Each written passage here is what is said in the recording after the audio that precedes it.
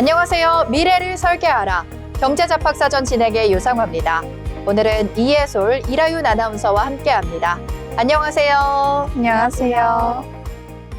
네, 연말 한파가 이어지고 있는 가운데 미국 증시는 오히려 훈풍이 들어오는 모습이었습니다. 12월 24일 미 증시는 이른바 산타랠리 구간에 본격적으로 진입하는 모습이었는데요. 연휴를 앞두고 거래는 다소 한산했지만 변동성 지수는 올해 최저 수준으로 떨어지면서 투자 심리는 오히려 안정된 모습을 보였습니다. 한 해를 마무리하는 시점에 월가가 기대하는 산타랠리가 어디까지 이어질지 자세한 미증시 이름과 글로벌 이슈 이해솔 아나운서와 함께 짚어보겠습니다. 전해주시죠. 네, 어제 크리스마스 연휴 즐거운 시간 보내셨나요?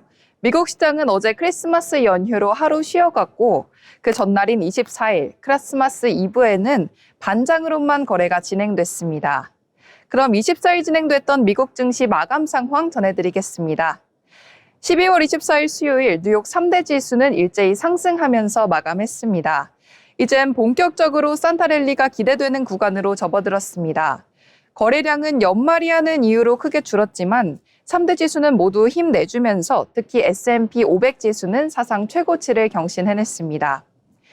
간밤 뉴욕 증시 3대 지수 살펴보겠습니다. 먼저 다우 지수가 0.6% 상승하면서 48,731포인트 선에서 마감했고요. 나스닥은 0.2% 상승한 23,613포인트 선에서 거래 마쳤습니다. S&P 500은 6,932포인트로 마무리하면서 종가 기준으로 사상 최고치를 경신해냈습니다. 전날 미국 3분기 국내 총생산이 견고한 성장세를 기록했죠. 미국 경제가 4%가 넘는 깜짝 성장을 기록하면서 이 자신감이 투심을 뒷받침한 것으로 풀이됩니다. 하지만 경제 성장세가 너무 뜨거우면 금리 인하의 당위성이 약해집니다. 이에 주가지수 선물은 별다른 움직임을 보이지 않기도 했는데요. 그럼에도 연준은 2026년 금리 경로를 크게 바꾸지는 못할 것이라는 관측이 힘을 얻으면서 주가는 장중에 상승 탄력을 받았습니다. 이어서 히트맵 열어서 섹터별 흐름 살펴보겠습니다. 전반적으로 대부분 플러스권에서 거래 마치면서 히트맵은 파랗게 물들었습니다. 먼저 기술주 쪽에서는 엔비디아와 인텔 간의 이슈가 있었죠. 엔비디아가 인텔의 첨단 반도체 공정 테스트를 중단했다는 보도가 나왔습니다.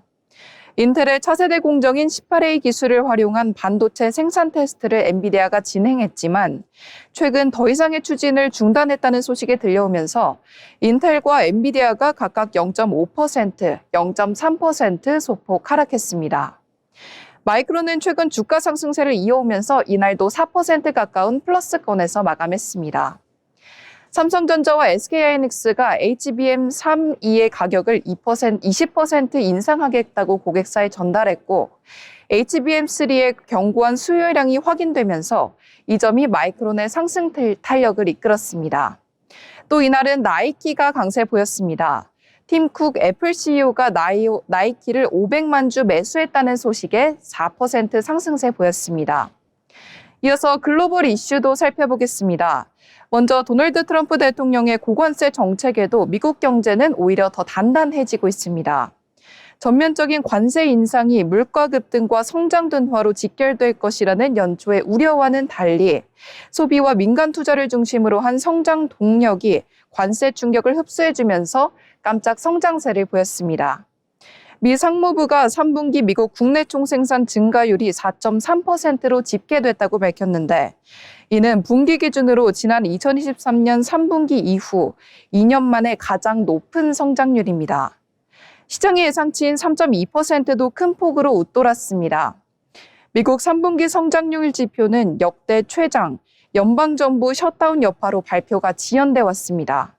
이날 발표된 GDP는 지난 10월 30일 및 11월 26일 각각 발표 예정이던 속보치 및 잠정치 지표를 대체한다고 미 상무부는 설명했습니다. 이어서 금값과 은값이 사상 최고치를 돌파했습니다. 미국이 카리브해 지역의 병력을 증강 배치하면서 미국과 베네수엘라 간 군사 긴장감이 고조되면서 금과 은 등 귀금속 가격이 사상 최고치를 경신했습니다. 금값은 4,500달러를 돌파했고 은값 역시 70달러를 돌파했습니다. 도널드 트럼프 미 행정부는 카리브해 지역을 오가는 마약 카르텔의 선박을 격침한 데 이어서 최근에는 베네수엘라 니콜라스 마두로 정권의 주요 자금원인 원유 수출을 차단하기 위해 유조선을 납포하기 시작했습니다. 이런 지정학적 긴장감이 고조되면서 안전자산에 대한 수요가 증가한 것으로 풀이됩니다. 중국 내 외국 브랜드 휴대전화 출하량이 지난달 급증한 것으로 나타났습니다. 이에 아이폰이 주요 수혜자로 꼽히면서 주목을 받고 있습니다. 25일 로이터 통신이 중국 정보통신연구원 데이터를 인용해 보도한 바에 따르면 지난 11월 중국 내 외국 브랜드 휴대전화 출하량은 693만 대로 전년 동기 대비 128% 증가했습니다. 반면 같은 기간 중국 전체 휴대폰 출하량은 3,016만 대로 전년 대비 1.9% 늘어난 데 그쳤습니다. 이에 지난달 중국 내에서 외국 브랜드 휴대전화가 전체 시장 증가율을 크게 웃돌면서 점유율을 확대한 것으로 풀이됩니다. 또한 중국 시장에서 외국 브랜드는 사실상 애플을 의미하는 것으로 해석되면서 애플의 중국 시장 내 영향력이 확대되는 것으로 풀이됩니다. 이어서 종목별 뉴스 전해드리겠습니다. 먼저 엔비디아가 AI 추론칩 스타트업 그록을 약 29조 원에 인수했다고 합니다. 이는 엔비디아가 역사상 최대 규모 거래를 진행한 것으로 보입니다. 엔비디아에 따르면 형식상 기술 라이선스 계약이지만 업계에서는 사실상 인수에 전하는 거래라는 분석이 나옵니다. 엔비디아에 따르면 이는 AI 추론 기술에 대한 비독점적 라이선스 계약으로 그록이 보유한 추로 반도체 설계 기술과 관련 지식재산권에 대한 사용권을 확보한다고 했습니다. 또한 핵심 인력이 엔비디아로 이동하면서 조너선 그록 창업자 겸 최고 경영자를 포함한 주요 임원진이 엔비디아에 합류합니다. 이 조나단 로스 CEO는 구글 TPU 초기 설계에 참여한 인물입니다. 그록은 지난 2016년 설립된 AI 가속칩 스타트업 기업으로 GPU 대비 빠른 추론 성능을 목표로 전용 반도체를 개발했습니다. 이에 엔비디아가 AI 가속기를 전반으로 영향력을 확대할 기반을 마련한다고 평가됩니다. 다음은 나이키입니다. 앞서 말씀드린 것처럼 팀 쿡 애플 CEO가 나이키 주식을 매수했다는 소식에 나이키가 강세를 보였습니다. 팀 쿡 애플 최고 경영자는 나이키 주식 약 43억 원어치를 추가 매수하면서 책임 경영에 나섰습니다. 실적 부진으로 고전 중인 나이키의 경영 안전성과 새로운 리더십에 대한 신뢰를 드러낸 행보로 해석됩니다. 로이터 통신에 따르면 팀 쿡은 지난 22일 나이키 주식 5만 주를 주당 약 58달러에 장내 매수했습니다. 이로써 그의 보유 주식 수는 10만 5,048주로 늘어났습니다. 2025년부터 팀 쿡은 나이키의 사회이사로 활동해 오면서 이번 매입을 통해 회사에 대한 책임감을 다시 한번 드러낸 겁니다. 이는 나이키 이사나 임원이 공개 시장에서 주식을 매입한 사례 중 최대 규모로 드러났습니다. 네, 이해솔 아나운서와 함께 미증시 마감 상황과 글로벌 이슈까지 짚어봤습니다. 아까 전해주셨던 소식 중에서 엔비디아가 그록을 인수했다는 소식 말씀해 주셨는데요. 이에 대한 전략적인 포석이 있습니다. 이제 엔비디아가 훈련에서 추론까지 AI 경쟁에 대해서 완전성을 더하기 위한 전략적 포석으로 보입니다. AI 경쟁이 심화되는 만큼 이 기업들에 대해서 앞으로의 행보를 주시해 보시면 좋을 것 같습니다. 이어서 주목해보면 좋은 이슈들을 짚어보는 모이슈 시간입니다. 이번 시간에는 이라윤 아나운서가 준비했습니다. 오늘 어떤 이슈 준비하셨을까요? 네, 이번 모이슈 시간은 글로벌 이슈로 준비했습니다. 미국에서 크리스마스 전야에 거액의 복권 당첨자가 나오면서 현지에서 큰 화제를 모으고 있습니다. 수개월간 이어진 무당첨 행진 끝에 2조 원이 넘는 파워볼 잭팟의 주인이 마침내 결정됐습니다. 24일 외신 보도에 따르면 이날 진행된 미국 파워볼 복권 추첨에서 1등 당첨자가 나왔습니다. 이번 회차의 1등 상금은 18억 달러로 하나로 약 2조 6천억 원에 달합니다. 당첨 복권은 아칸소주에서 판매된 것으로 확인됐는데요. 이번 잭팟은 지난 9월 초 이후 무려 46회 연속으로 1등 당첨자가 나오지 않으면서 상금이 계속 2월 된 끝에 형성됐습니다. 네, 그 결과 당첨금 규모는 파워볼 역사상 두 번째로 큰 수준까지 불어났습니다. 역대 최고 기록은 2022년 캘리포니아주에서 나온 20억 4천만 달러로 미국 복권 사상 최대 금액입니다. 파워볼은 미국 전역에서 가장 인기 있는 복권 가운데 하나입니다. 복권 가격은 한 장당 $2이며 45개 주와 워싱턴 DC, 푸에르토리코, 미국령 버진 아일랜드에서 구매할 수 있습니다. 추첨은 매주 월요일과 수요일, 토요일 3차례 진행됩니다. 1등에 당첨되기 위해서는 1부터 69까지의 숫자 가운데 5개의 흰색 공 번호와 1부터 26까지 중 하나의 빨간색 파워볼 번호를 모두 맞춰야 합니다. 이 모든 조건을 충족할 확률은 약 2억 9,220만 분의 1로 사실상 기적에 가까운 행운으로 여겨집니다. 네, 이번 당첨자는 상금을 수령하는 방식도 선택할 수 있습니다. 29년에 걸쳐 연금 형태로 나눠받을 경우 전체 금액인 18억 달러를 받게 되며 일시금을 택하면 세전 기준 약 8억 3,490만 달러를 한 번에 받을 수 있습니다. 실제로 대부분의 당첨자는 분할 지급 대신 일시 수령을 선택해왔습니다. 수개월 동안 이어진 무당첨으로 미국 전역에 관심을 끌었던 파워볼 잭팟은 크리스마스 전야에 새 주인을 찾으며 막을 내렸습니다. 초대형 당첨 소식에 현지에서는 최고의 성탄절 선물이라며 다시 한번 파워볼 열풍이 확산되고 있습니다. 지금까지 모이씨였습니다. 네, 이라인 아나운서와 함께 모 이슈 잘 살펴봤습니다. 정말 크리스마스와 어울리는 소식이 아니었을까 싶은데요. 기다림 끝에 행운이 온다, 이런 말이 어울리는 소식이었습니다. 이어서 핵심 내용만 짚어드리는 뉴스 브리핑 시간입니다. 먼저 이혜솔 아나운서가 뉴스 준비했습니다. 전해주시죠. 네, 뉴스 브리핑 전해드리겠습니다. 먼저 첫 번째 소식입니다. 일본 오사카의 대표적인 관광 명소인 도톤보리강에서 대규모 물고기떼가 포착됐습니다. 현지 언론에 따르면 지난 18일 오사카 도톤보리강에서는 수면을 가득 메울 정도로 많은 물고기들이 무리를 지어 헤엄치는 모습이 잇따라 포착됐습니다. 현지 언론 당시를 촬영한 영상에는 강물이 보이지 않을 정도로 물고기들이 빽빽하게 몰려있는 모습이 포착됐습니다. 강변을 지나던 관광객과 시민들이 깜짝 놀라 발걸음을 멈추고 강을 바라보는 장면들도 담겼습니다. 물고기의 정체가 무엇인지는 알려지지 않았습니다. 도톤보리는 사진 명소인 글리코상이 있는 번화가로 한국인 관광객들에게도 익숙한 곳입니다. 누리꾼들은 앞서 지진 때 강에 물고기가 나타났던 사례를 들며 지진 전조 현상일 수도 있다고 우려했습니다. 최근 일본에서 잇따라 발생한 강진 탓에 불안감은 더 커졌습니다. 오사카 시립자연사박물관의 어류 전문가 마스이 아키코는 조류를 따라 먹이를 찾으러 이동한 숭어일 가능성이 있다면서 숭어는 수온 변화에 민감해 비교적 따뜻한 도톤보리강으로 이동했을 수도 있다고 설명했습니다. 다만 정확한 이동 원인에 대해서는 단정하기 어렵다고 덧붙였습니다. 다음 소식입니다. 대통령실이 성탄절인 25일 이례적으로 쿠팡 사태와 관련해 긴급 장관급 회의를 소집했습니다. 이는 쿠팡이 미국 정관계 로비가 국익을 훼손한 수준에 이르렀다는 판단이 일부 작용한 것으로 풀이됩니다. 한미 자유무역협정 공동위원회 회의를 미국이 일방적으로 취소하고 도널드 트럼프 미국 대통령 측근으로 꼽히는 로버트 오브라이언 전 국가안보 보좌관까지 쿠팡을 비호하는 글을 소셜미디어에 올린 배경엔 쿠팡의 로비력이 작용했다는 분석이 나옵니다.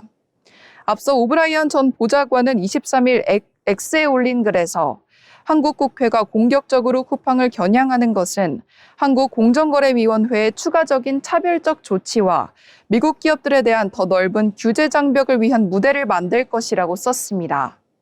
사실상 트럼프 행정부의 관심과 대응을 촉구한 것으로 읽힙니다. 앞서 이재명 대통령은 쿠팡을 겨냥해 강력 징계를 지시했습니다. 또 재계 저승사자로 불리는 서울지방국세청 조사 4국이 쿠팡에 대한 특별 세무조사에 착수했습니다. 이런 상황에서 게재된 오브라이언 전 보좌관의 글은 사실상 이 대통령의 지시를 정부가 쿠팡 징계를 나서고 있다는 데에 대한 비판으로 볼 수 있습니다. 미국 측이 한미 FTA 공동위원회 일방적 취소에 이어서 트럼프 대통령 측근 인사가 한국 정부를 비판하는 글까지 게시하자 정부 안팎에선 쿠팡의 로비 활동이 선을 넘고 있다는 이야기가 나왔습니다. 네, 이해솔 아나운서가 뉴스 잘 전해주셨습니다. 다음 뉴스는 이라윤 아나운서가 이어가겠습니다. 전해주시죠. 네. 올해 들어 출생아 수와 결혼 건수가 함께 반등하면서 연말정산 시 결혼 출산 관련 세제 혜택을 받는 이들이 늘어날 전망입니다. 먼저 올해 결혼한 이들은 50만 원 혼인세액 공제 혜택 대상입니다. 아이를 낳은 부모들은 출산세액 공제와 출산지원금 비과세를 비롯해 의료비 공제도 받을 수 있습니다. 25일 국가데이터처에 따르면 지난 1월부터 10월 누적 혼인 건수는 19만 5,764건입니다. 결혼한 부부 가운데 소득이 있는 경우 연말정산 때 1인당 50만 원의 혼인세액 공제를 받게 됩니다. 세액 공제는 결정한 세액에서 일정 금액을 빼주는 방식입니다. 맞벌이 부부라면 내야 할 세금에서 100만 원을 덜 낼 수 있습니다. 아이가 있는 가정은 혜택이 늘어나는데요. 올해 아이가 태어났다면 연말정산 때 출산세액 공제 혜택을 받습니다. 1인당 150만 원인 기본 공제와 별도로 추가 세액 공제가 더해집니다. 첫째는 30만 원, 둘째는 50만 원, 셋째 이상은 70만 원씩 세액 공제 없이 추가됩니다. 올해 쌍둥이를 출산했다면 부양가족 2명에 80만 원을 더해 380만 원 세액 공제를 받을 수 있는 겁니다. 지난 1월에서 10월 누적 신생아 21만 2,999명이 혜택 대상입니다. 해당 혜택은 입양아에게도 동일하게 적용됩니다. 2살에서 6살 아이를 둔 가정이 어린이집을 이용하지 않고 직접 보육할 경우 받는 보육수당도 월 20만 원, 연간 240만 원까지 비과세입니다. 과세 표준이 되는 소득액이 5천만 원이라면 240만 원을 제외한 4,760만 원만 소득세 과세 대상이 됩니다. 의료비 세액 공제도 아이를 둔 가정은 혜택이 더 많습니다. 산후조리원 비용의 경우 출산회당 최대 200만 원까지 사용액의 15%를 세액 공제 받을 수 있습니다. 6세 이하 자녀는 의료비 전액이 세액 공제 대상입니다. 미숙아나 선천성 질환이 있는 아이의 의료비는 공제율이 20%로 올라갑니다. 부부 난임 치료비는 더 많은 30% 공제율이 적용됩니다. 국세청 관계자는 회사 제출 서류에 누락된 부분이 없는지 잘 체크하면 혜택 누락을 방지할 수 있다고 말했습니다. 네, 다음 소식입니다. 고병원성 조류 인플루엔자 중앙사고수습본부는 경기 평택 소재 산란계 농장에서 고병원성 AI가 발생했다고 밝혔습니다. 산란계 농장에서는 지난 23일 충북 음성, 24일 경기 안성에 이어 사흘 연속 고병원성 AI가 확인됐는데요.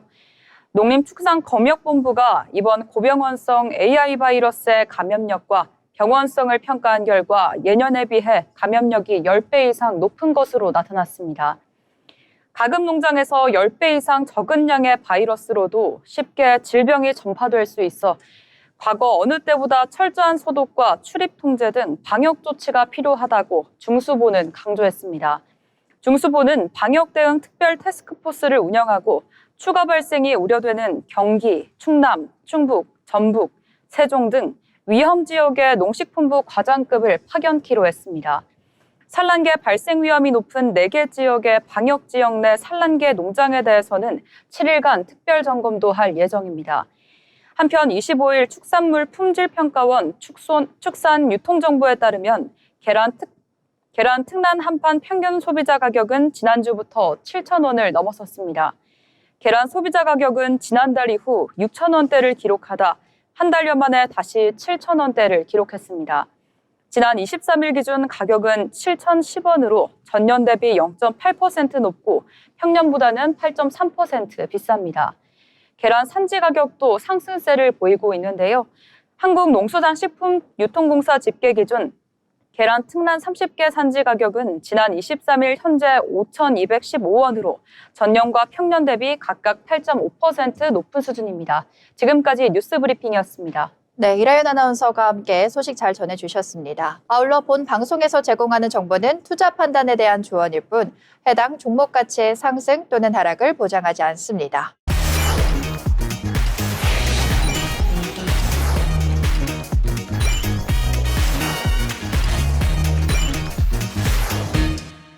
사람과 바다를 먼저 생각하는 기업 내고양식푸드의 김철호 대표님과 이야기 나눠보도록 하겠습니다. 대표님 어서 오세요. 안녕하세요. 간단히 소개 부탁드릴게요.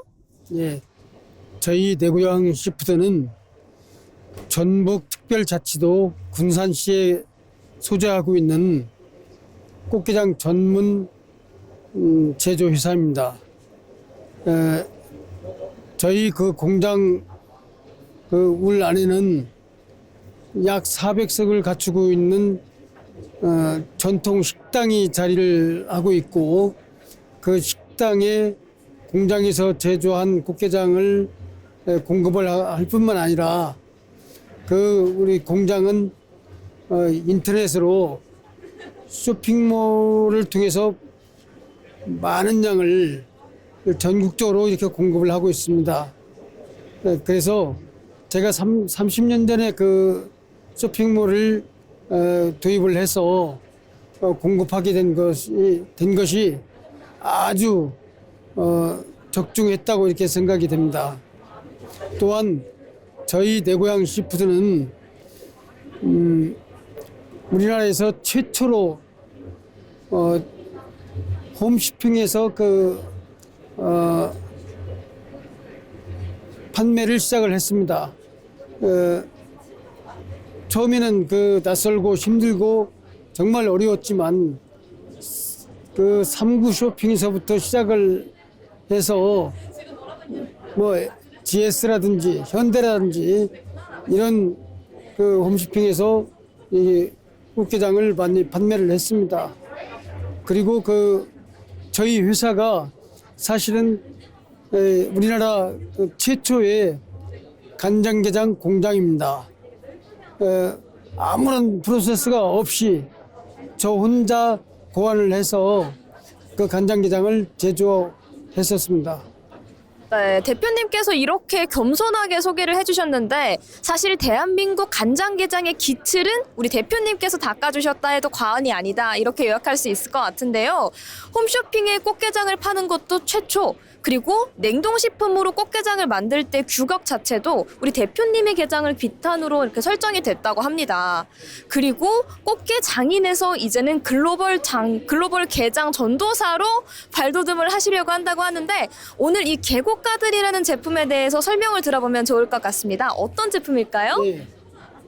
저희 간장게장은 우선 간장이 우선입니다. 간장을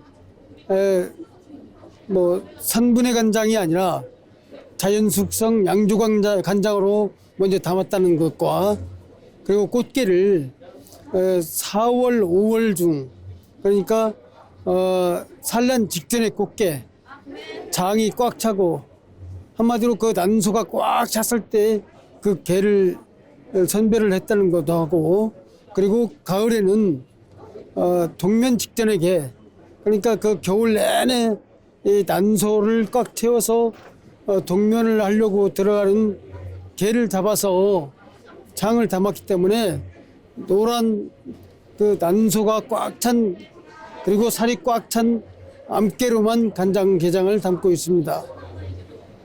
양념게장도 담고 있는데요. 그것은 이제 숫게인데 대개 8, 9, 10월에 잡아서 그 양념게장도 담고 있는데, 우리나라 꽃게는 그 역사를 제가 쓰고 간다고 해도 과언이 아닙니다. 네, 한국 꽃게의 장인, 이제는 글로벌 꽃게 전도사로 나서실 것 같은데요. 또 하나 궁금한 점이 이 계곡가든에는 단순한 꽃게가 아니라 새우와 전복까지 있다고 합니다. 일본 사람들이 해산물을 매우 좋아하는 만큼 오늘 이 계곡가든이 게이오 백화점을 접수하지 않을까, 이런 생각까지 드는데요. 대표님께서는 혹시 어떤 맛을 제일 좋아하시나요? 예. 간장게장은 싱거우면서도 물러지지 않도록 한방 재료를 이용을 했습니다. 그래서 한방 재료 중에 방부 효과가 뛰어난 것과 항균 효과가 있는 재료를 선택을 했고요. 그리고 그 선택된 재료를 3번을 끓여서 간장게장을 완성을 하기 때문에 간장게장이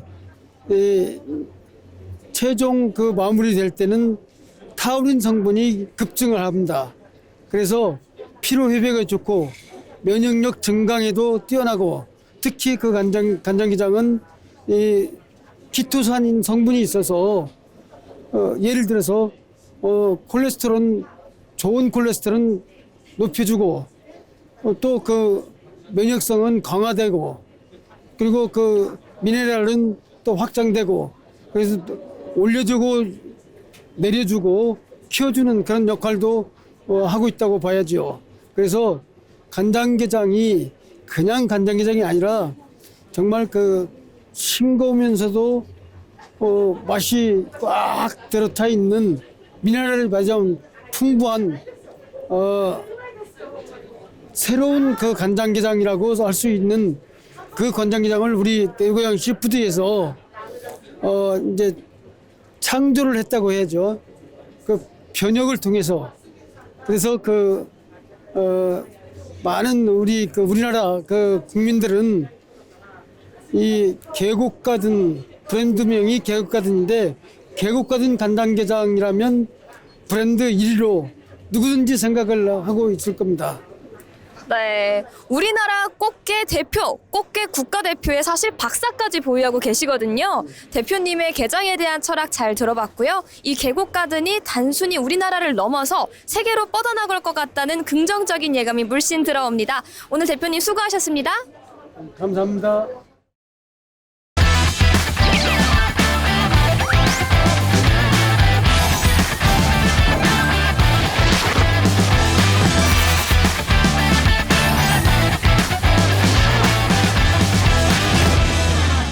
이번 시간은 투자의 고수가 되고 싶은 아나운서들이 경제 그리고 투자 이야기 나눠보는 시간입니다. 먼저 국내 증시 마감 상황부터 짚어보고 오겠습니다. 오늘 우리 국내 증시는 원달러 환율 안정화 정책과 기술주 중심의 강세로서 빨간불로 마감을 했는데요. 먼저 코스피 지수부터 살펴보시겠습니다. 코스피는 4,129.68에 마감을 하면서 4,100선에 안정적으로 안착을 한 모습이었습니다. 0.51% 오른 모습이었고요. 흐름을 살펴보시면 오늘 상승으로 출발을 해서 오늘 마감 끝까지 상승불을 끝까지 지켜내는 모습이었습니다. 수급별로도 살펴보시면 외국인과 기관의 매수세가 크게 들어왔는데요. 먼저 외국인이 1조 7천억 786억 원을 순매수했고 기관은 3,880억 원을 순매수했습니다. 반면에 개인은 2조 원 넘게 팔아치우면서 차익 실현에 나서는 모습이었습니다. 오늘 코스닥 지수도 빨간불로 마감을 했는데요. 지수는 919.67에 마감을 했습니다. 전거래일 대비 0.49% 오른 모습입니다. 흐름을 살펴보시면 오늘 코스닥 또한 상승으로 출발을 했습니다. 오후쯤 들어서 약간의 상승폭을 내주긴 했지만 다시금 상승으로 전환을 하면서 마감 끝까지 빨간불로 지켜내는 모습이었습니다. 코스닥 또한 외국인과 기관 모두 매수세가 크게 들어왔는데요. 먼저 외국인이 949억 원을 순매수했고 기관은 3,468억 원을 순매수했습니다. 반면에 개인은 4,361억 원을 순매도했습니다. 시가총액 상위 종목도 먼저 살펴보시겠습니다. 코스피 1위부터 5위까지 중에서 오늘 삼성전자와 SK하이닉스의 상승이 되게 눈에 띕니다. 일단 삼성전자가 5.31%가 올랐는데요. 오늘 신고가를 경신하기도 했습니다. 그러면서 11만 7천 원의 마감가를 형성을 했고요. SK하이닉스 또한 반도체 슈퍼사이클 기대감 힘입어서 1.87% 상승을 했습니다. 코스닥으로 넘어가서 시가총액 1위부터 5위 먼저 살펴보겠습니다. 알테오젠이 먼저 2.09% 오르면서 43만 9천 원에 마감을 했습니다. 정부의 원달러 환율 안정화 기대감과 그리고 오늘 대형주 위주로 상승을 하면서 코스피와 코스닥 모두 안정적으로 마감을 한 모습이었습니다. 지금까지 국내 시황 마감 시황 전해드렸습니다. 이어서 개별적인 종목들도 같이 살펴볼 텐데요. 어느 종목들이 주목을 받았는지 먼저 이혜솔 아나운서가 전해주겠습니다. 전해주시죠. 네, 첫 번째 특징주는 먼저 신고가를 경신한 삼성전자입니다. 삼성전자가 증권가의 목표가 상향 전망 속에서 상승세를 보여주면서 사상 최고가를 경신했습니다. 주가는 11만 7천 원까지 오르면서 신고가를 갈아치웠습니다. 삼성전자의 주가 상승은 전일 노무라증권이 제시한 목표 주가 상향 영향으로 풀이됩니다. 노무라증권은 보고서를 통해 메모리 슈퍼사이클이 최소 2027년까지 지속될 가능성이 높다면서 내년 디램과 낸드 가격이 각각 올해보다 68%, 73% 오르고 범용 디램은 80% 이상 오를 수 있다고 분석했습니다. 그러면서 메모리 반도체 가격 상승을 반영해 삼성전자의 내년 실적 전망치를 높이고 목표 주가를 기존 15만 원에서 만 원 올린 16만 원으로 제시했습니다. 여기에 삼성전자가 GPU 독자 개발에 성공했다는 보도까지 전해지면서 상승세를 이어간 것으로 보입니다. 전일 업계에서는 삼성전자가 AMD 아키텍처를 활용해 독자 기술로 설계한 GPU를 엑시노스 2600에 탑재했다고 전했습니다. 이 같은 소식에 삼성전자 오늘 차트 보시겠습니다. 시가 11만 2천 원으로 상승 시작한 뒤 사상 최고치를 경신하고 11만 6,800원 선에서 거래 마쳤습니다. 네, 오늘 신고가를 경신했던 삼성전자 잘 전해주셨습니다. 저와 함께 볼 특징주는 퀀타 매트릭스입니다. 오늘 장 초반부터 강세를 보였는데요. 강세의 배경으로는 대규모 자금 조달을 통해서 그동안 시장이 우려해왔던 자금 조달 리스크를 해소했기 때문으로 보입니다. 퀀타 매트릭스는 미생물 진단 기술을 개발하는 바이오 기업입니다. 특히 항생제 감수성 검사, 즉 환자에게 어떤 항생제가 효과가 있을지를 빠르게 찾아주는 기술을 보유하고 있는데요. 오늘 회사는 360억 원 규모의 자본 조달을 완료했다고 밝혔습니다. 여기서 중요한 포인트는 이 자금 조달 방식인데요. 이번에 발행된 건 영구 전환 사채로 이건 회계상 부채가 아니라 자본으로 인정되는 구조입니다. 그동안 퀀타 매트릭스는 법인세 차감 전 계속사업 손실, 즉 법차손 문제로 관리 종목 지정 가능성이 거론이 되기도 하면서 투자자들에게 부담을 주기도 했는데요. 이러한 문제가 관리 종목 지정 리스크가 사실상 해소됐다는 의미가 되겠습니다. 특히 이번 영구 전환 사채는 리픽싱이나 풋옵션이 포함되지 않은 회사 입장에선 상대적으로 유리한 조건의 자금 조달이란 점도 긍정적으로 작용을 했습니다. 인수 주체 역시 상장사 미코가 지분 99%를 보유한 투자조합으로 전략적 투자 성격이 강하다는 점이 시장에 신뢰를 줬습니다. 오늘 종가를 어떻게 형성했냐면요. 퀀타 매트릭스 시가 4,810원에서 출발을 해서요. 2.22% 오른 4,600원에 마감했습니다. 네, 다음 특징주는 이라윤 아나운서와 함께 짚어보겠습니다. 전해주시죠. 네, 제가 준비한 특징주는 SK스퀘어입니다. 오늘 유가증권 시장에서 SK스퀘어가 장 초반 강세를 보였습니다. 오전 9시 8분 기준 SK스퀘어는 전거래일보다 5.76% 오른 33만 9,500원에 거래되고 있습니다. 이날 외국계 증권사 창구를 중심으로 매수세가 유입된 점이 눈에 띄는데요. 골드만삭스, 다이와 CLSA 등 외국계 증권사가 매수 상위 창구에 대거 이름을 올리면서 외국인 투자자들의 수급이 주가를 끌어올린 것으로 풀이됩니다. 주가 상승의 배경에는 투자 경고 종목 지정 해제 소식이 자리하고 있습니다. 앞서 한국거래소는 SK스퀘어에 대한 투자 경고 종목 지정을 해제한다고 공시했었는데요. 거래소는 지정일인 지난 11일 이후 10거래일이 경과했고 24일 종가가 5일 전 종가 대비 45% 이상 상승하지 않는 등 해제 요건을 충족했다고 설명했습니다. 다만 같은 날 투자 경고 종목으로 함께 지정됐던 SK하이닉스는 핵심 요건을 충족하지 못해 이번에는 해제되지 않았습니다. 거래소는 장 종료 이후 SK하이닉스에 대해서는 재차 지정 해제 여부를 판단할 방침입니다. 투자 경고 해제에 따른 수급 정상화 기대감과 외국인 매수세가 오늘 SK스퀘어 주가를 움직이고 있는 모습을 보였습니다. 그럼 차트 함께 보시죠. 장 초반 32만 4,500원에 출발한 뒤 장중 한때 34만 8,000원까지 오르며 강력한 상승 흐름을 보였습니다. 오늘 종가는 33만 4,000원에 거래를 마쳤습니다. 네, 이렇게 특징이 되는 종목까지 잘 살펴봤습니다. 다음으로는 기업에 대해서 알아보는 시간입니다. 우리 기업에 대해서 이라윤 아나운서가 준비했습니다. 전해주시죠. 네, 오늘은 미용기기와 관련된 기업을 소개해드리겠습니다. 여자들이 가장 많이 하는 미용 시술, 슈링크, 볼륨어 기기를 만들어내는 클래시스에 대해서 알아보겠습니다.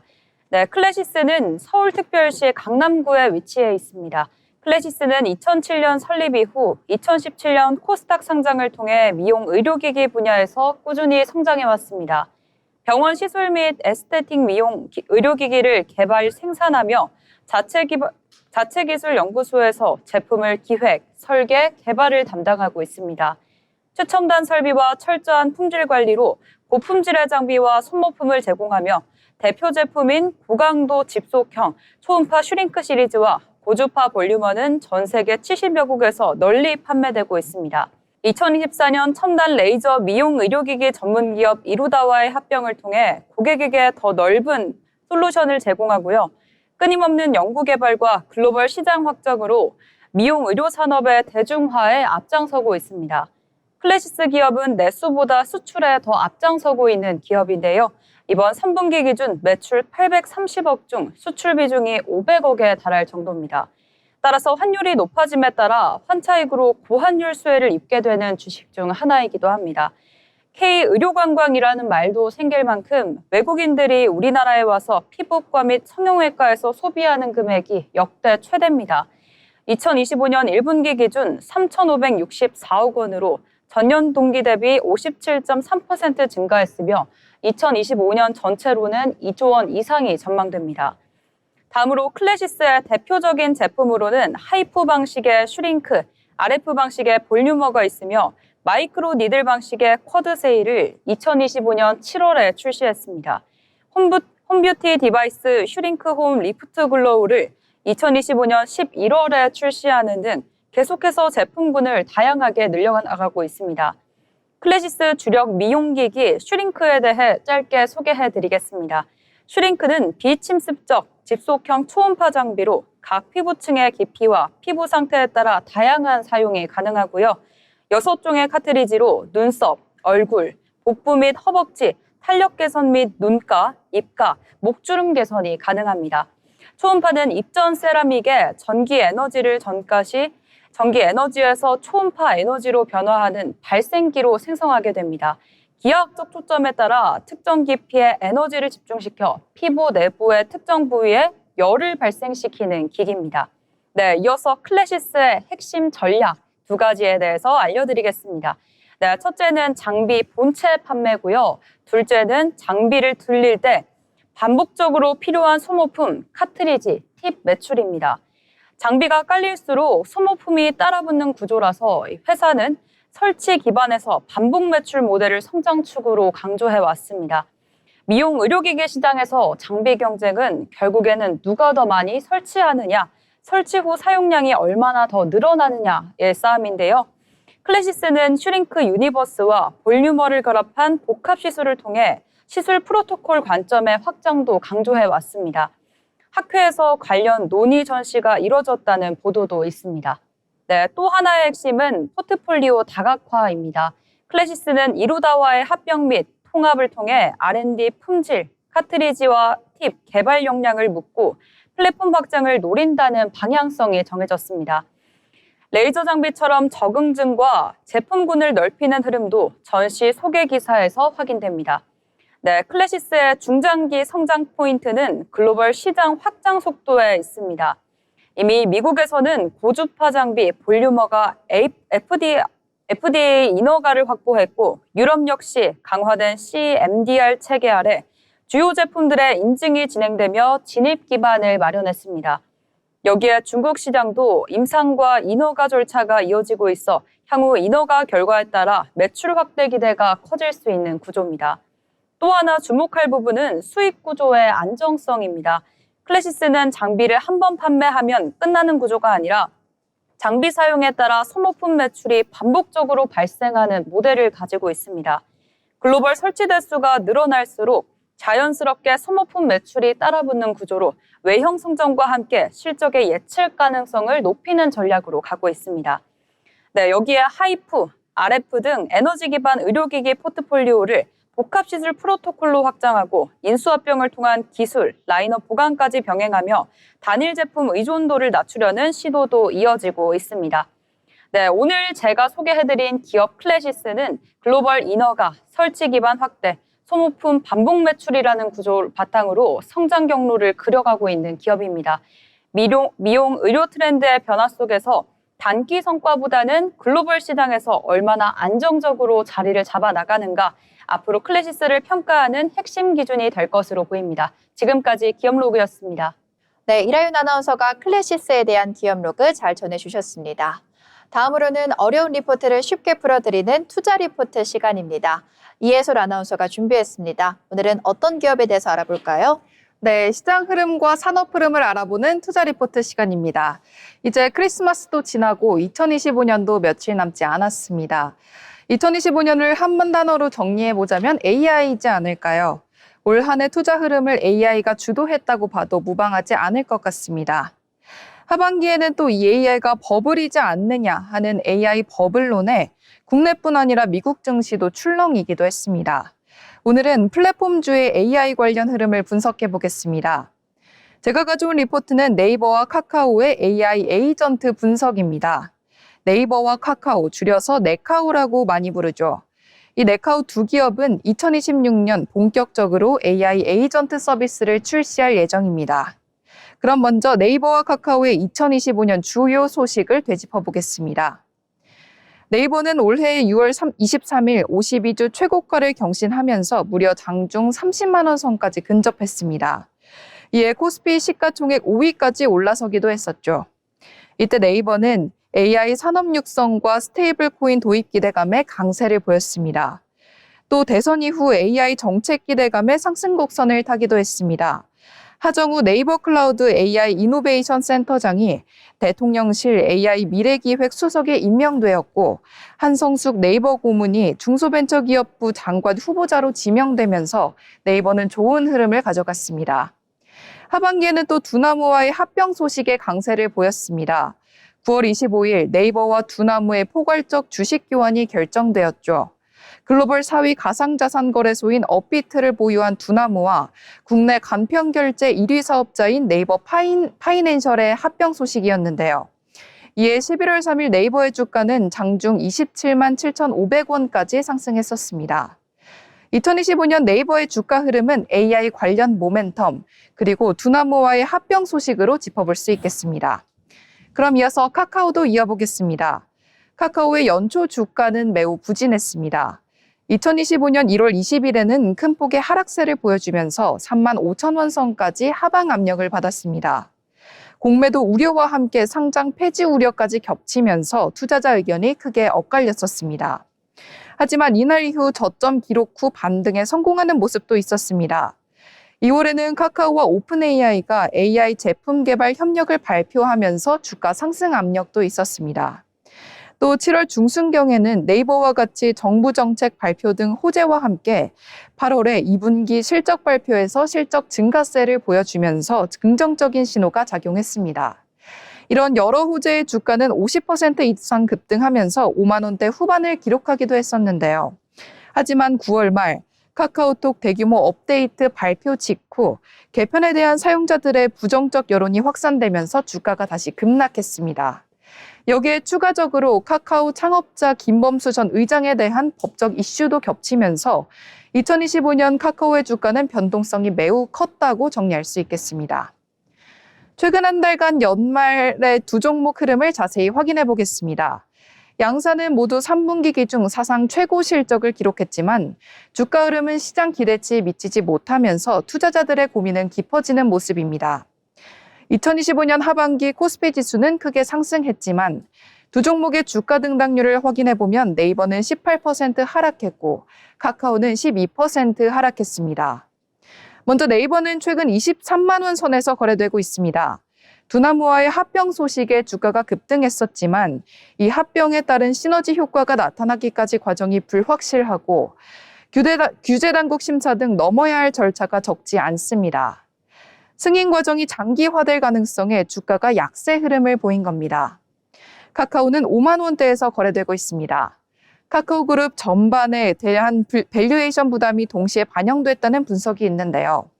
금융, 게임 등 비핵심 자회사의 수익성 회복이 지연되고 있고 동시에 플랫폼 본업의 성장 둔화세가 우려되고 있습니다. 특히 개인 투자자는 최근 6개월간 카카오를 2,170억 원어치 순매도하기도 했습니다. 이렇게 플랫폼 업종은 실적 개선에도 주가가 반등하지 않으면서 투심이 위축된 것으로 평가가 됩니다. 하지만 네이버와 카카오는 중장기 성장 스토리에 민감하게 반응하는 국면에 접어들면서 네카오의 내년에 시선이 집중되고 있습니다.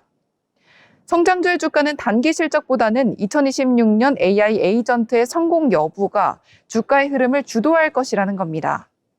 두 회사는 모두 내년을 기점으로 본격적인 AI 에이전트 서비스를 출시하겠다는 계획을 내놓은 바가 있습니다. 하나투자증권의 이준호 연구원은 글로벌 AI 모델과의 성능 격차로 인한 우려로 시장의 기대는 높지 않지만 AI 에이전트가 단순 장문 질의응답이 아닌 실행의 영역으로 옮겨가기에는 결국 국내 로컬 서비스를 내재화하고 있는 네이버, 카카오의 존재감이 필연적이라고 합니다. 2026년 출시될 네이버의 AI 에이전트를 먼저 살펴보겠습니다. 네이버는 에이전트 N으로 자사 에이전트를 명명했습니다. 2026년 1분기에는 쇼핑 에이전트, 2분기에는 AI 탭, 그리고 그 이후에는 통합 에이전트를 출시할 예정입니다. AI 탭은 현재 제공 중인 서비스 AI 브리핑과 통합되면서 커머스, 예약, 결제 등 에이전트 경험을 제공할 가능성이 높습니다. 네이버는 현재도 이미 로컬 버티컬 서비스들을 내재화하고 있기 때문에 최소한의 AI 품질로도 국내에서 경쟁력이 높은 서비스를 제공할 수 있다고 합니다. 또 향후 3년간 지식백과 어학사전 DB 구축에 1,000억 원을 투자해 AI 검색 경쟁력을 키우겠다는 계획도 발표했습니다. 2026년 2분기 네이버의 AI 실현을 기대해 볼 수 있겠습니다. 카카오는 지난 10월 카카나인 카카오톡 베타 서비스, 챗GPT4 카카오톡 서비스를 이미 시작했습니다. 다만 9월 말 진행됐던 대규모 카카오톡 업데이트에 대한 실망감에 신규 AI 서비스보단 카카오톡 피드에 관심이 쏠렸었습니다. 결국 12월 16일 업데이트 일부가 복원이 되었고 이제부터는 AI 서비스로 만회할 시점이라고 합니다.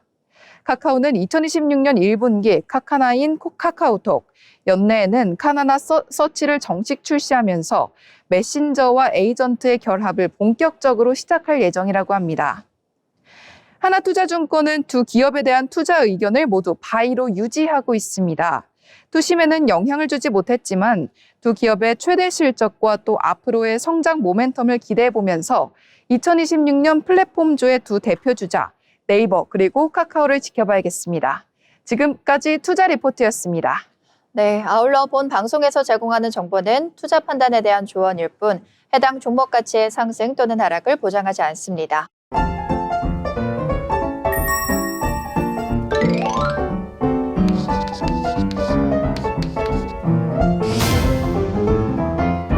네, 오늘 장을 미증시부터 국내 증시까지 한 바퀴를 다 돌아봤습니다.